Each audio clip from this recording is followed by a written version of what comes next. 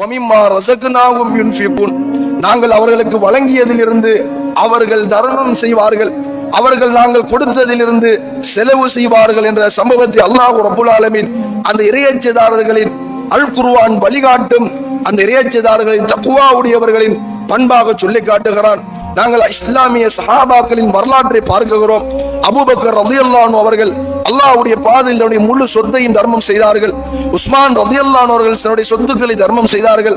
அப்துர் ரஹ்மான் இப்னு Auf ரலியல்லாஹு அன்ஹு அவர்கள் எத்தனையோ செல்வங்களை அல்லாஹ்வுடைய பாதையிலே செலவு செய்திருக்கிறார்கள். எனவே இந்த பண்பு, இந்த அல்லாஹ்வுடைய பாதையில் செலவு செய்கின்ற பண்பு எங்களிடத்தில் இருக்க வேண்டும். அப்படி இருக்குமாக இருந்தால் தான் நாங்கள் இறையச்சதாரிகளாக வாழுகிறோம் என்பது அர்த்தம் என்பதை நாங்கள் ஒவ்வொருவரும் சிந்திக்க வேண்டும். அல்லாஹ் ரப்பல் ஆலமீன் அடுத்ததாக சொல்லுகின்ற போது, வல்லதீன யுமினூன பிமா உன்சில இலைக்க வமா உன்சில மின் கப்லிக், நபியே, இந்த இறையச்சதாரிகள் அல் குர்ஆன் வழிகாட்டுமே தக்வாதாரர்கள், அவர்கள் உங்களுக்கு அனுப்பப்பட்ட வேதத்தையும் உங்களுக்கு முன்னால் கொடுக்கப்பட்ட, உங்களுக்கு முன்னால் வந்த நபிமார்களுக்கு கொடுக்கப்பட்டதையும் அவர்கள் ஈமான் கொள்ளுவார்கள் என்று சொல்லிவிட்டு அல்லாஹ் மிக முக்கியமான ஒரு விடயத்தை அடுத்ததாக சொல்லி காட்டுகிறான். அல்லாஹ் அடுத்து மிக முக்கியமான ஒரு விடயத்தை சொல்லுகின்ற போது, வபிலாஹிரத்திஹும் யூகினூன், அவர்கள் நாளை மறுமையை உறுதியாக நம்பியிருப்பார்கள். மறுமையுடைய விவகாரத்தில் அவர்கள் சந்தேகம் கொள்ள மாட்டார்கள், உறுதியாக நம்பியிருப்பார்கள். நாளை மறுமையில் நாங்கள் எழுப்பப்படுவோம். எங்களை படைத்த ரட்சகன் நாளை மறுமையில் வருவான், அவனோடு அவருடைய வானவர்கள் அணிவகுத்து வருவார்கள்.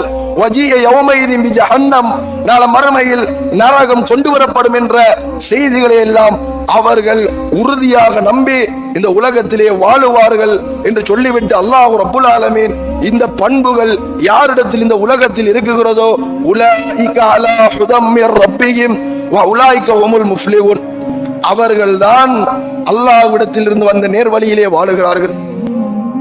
இவர்கள் தான் உண்மையான நேர்வழியிலே வாழுகிறார்கள், இவர்கள் தான் வெற்றியாளர்கள் என்பதை அல்லாஹ் ரப்பல் ஆலமீன் அல் குர்ஆன் பக்ரா என்ற அத்தியாயத்தில் இறையச்சதாரர்களின் பண்புகளில் சிலவைகள் என்பதை சொல்லி காட்டுகிறான்.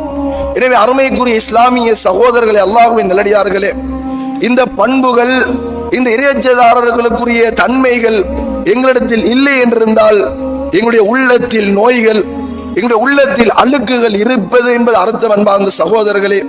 எனவே நாங்கள் உள்ளத்தை பரிசுத்தப்படுத்தினால், உள்ளத்தை நாங்கள் சரியாக சீர் செய்வோமாக இருந்தால் அல்லாஹ் ரப்பல் ஆலமீன் சொல்லுகின்ற கத் அஃப்லஹ மன் ஸக்காஹா, யார் உள்ளத்தை பரிசுத்தப்படுத்துகிறார்களோ அவர்கள் தான் வெற்றியாளர்கள் என்று சொல்லுகின்ற பண்பாட்டுடையவர்களில் நானும் நீங்களும் மாறுவோம்.